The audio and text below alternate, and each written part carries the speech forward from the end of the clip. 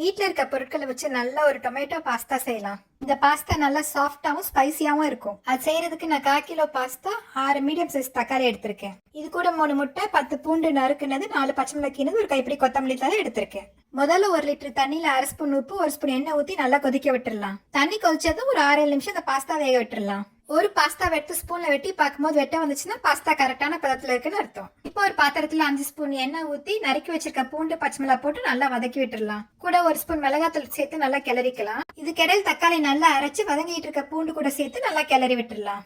இப்ப 1/2 ஸ்பூன் உப்பு, 2 spoon tomato sauce சேர்த்து நல்லா எண்ணெய் பிரிய வதக்கிக்கலாம். தக்காளி வதங்கிட்டு இருக்கும் போதே முட்டையை 2 ஸ்பூன் நெய் ஊத்தி நல்லா கிளறி உப்பு போட்டு பரட்டி எடுத்துக்கலாம். வதங்கிட்டு இருக்க பேஸ்ட்ல நல்லா எண்ணெய் பிரிஞ்சதும் வேக வச்சிருக்க பாஸ்தாவை சேர்த்து நல்லா கிளறி விட்டுடலாம். அடுத்து எடுத்து வச்சிருக்க முட்டையையும் கொத்தமல்லி தலையும் போட்டு நல்லா கிளறி விட்டுடலாம்.